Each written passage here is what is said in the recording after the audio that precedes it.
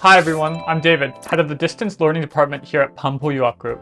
Over the years, I've had the pleasure of guiding more than 30 students in the top 10 universities, and I'm proud to share that 97% of my students received admission to at least one of their reach schools. As I shared in previous videos, I graduated from Johns Hopkins with a degree in economics in 2017. Today, I want to do something special. I want to break down my own Johns Hopkins essays that got me admission to the university. Evaluating my essays using my own personal rubric, scoring each of my essays in 3 categories from 1 to 5. The 3 categories are originality, engagement, and eloquence. When I applied, Johns Hopkins required 3 essays. 1 Common App essay, 1 supplemental piece asking why a certain major, and then finally an additional insight piece. Let's start by examining my Common App essay closely, and I'll highlight specifically what worked according to the rubric. Okay, so reading from the start starts with, I pull into the space nearest the tennis courts, my foot resting on the brake pedal. I take a moment to reflect. Today is the first day of the tennis camp I have set up for underprivileged kids. I lean forward to remove my key from the car's ignition. But what's this? It will not bulge. An unsettling feeling creeps into my stomach.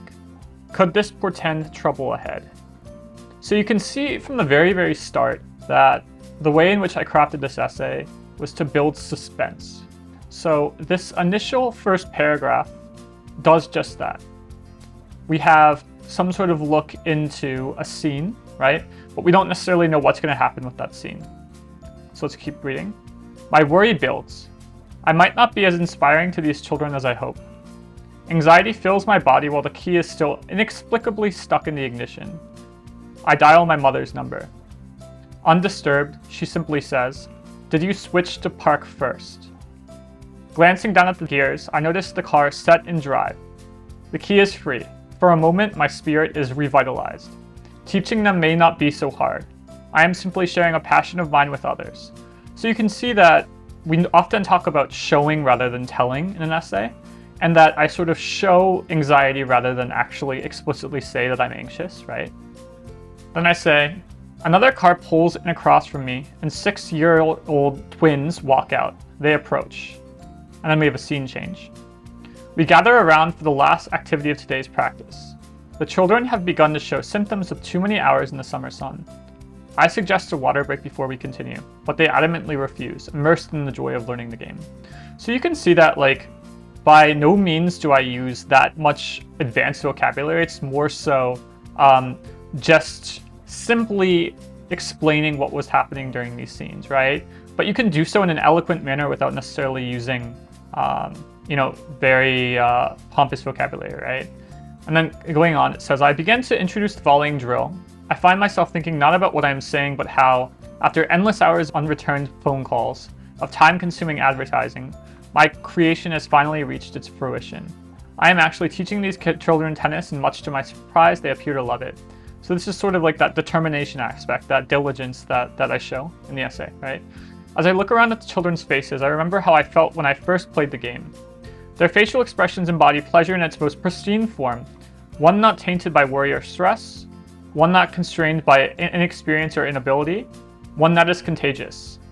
Unable to articulate anything beyond the simplest sentence, I just smile and exclaim, free time.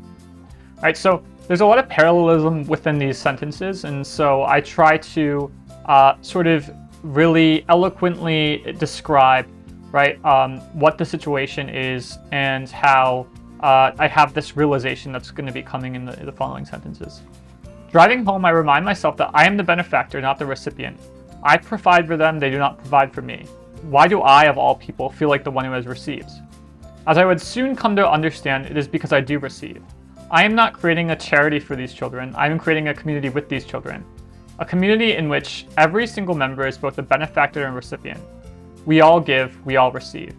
So ultimately, I end with a realization in terms of the core of charity, the core of benevolence is not only one-sided, it's that you have this sort of reciprocal effect, and that's the reason why, I like helping people, right? And so you can see that with this essay. Again, I don't necessarily use advanced vocabulary. My message is not that complex, but I sort of just describe in a very succinct, concise manner exactly how this experience shaped who I am as a person. And so I used to want to be a professional tennis player. And so as a result of this experience, you can really see that it wasn't only for my personal gain, but I ultimately wanted to give back what I learned through tennis. And so that was very much reflected in this essay.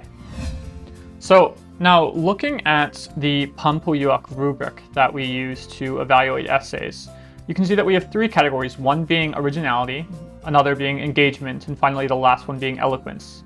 In terms of my essay, we look at what a 5 takes for each category. So with originality, it says that a 5 requires highly innovative, unique perspectives vividly presented.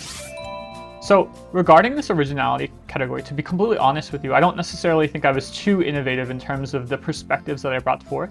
The idea of helping people, the benefit being reciprocal, is not necessarily a completely new concept.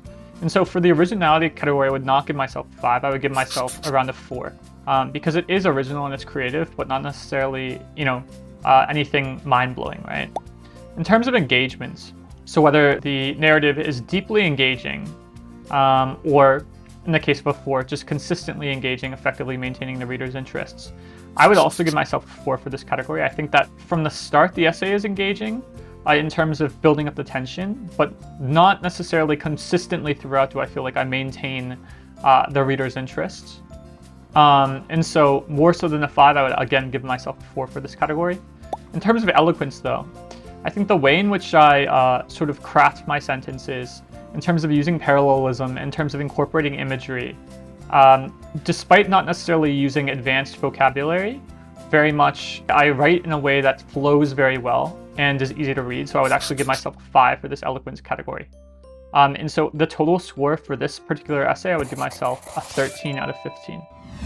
So looking back 10 years later, in terms of how do I feel like I could improve this essay? So I think the most important thing that I could have done that I didn't necessarily do was not only take the experience that I had and explain that experience, but then take that experience and explain specifically moving forward how I would use my realization to try to contribute to society, and I didn't necessarily do that. I think if I had incorporated that perspective, it would have made a more persuasive essay in general. Okay, so now that we're done editing my Common App essay for Hopkins, in the next part 2 of this video series, I'm going to be editing specifically my supplemental essays. There's 2. And so tune in to the next part for strategies regarding the supplemental essays for Hopkins. Thank you.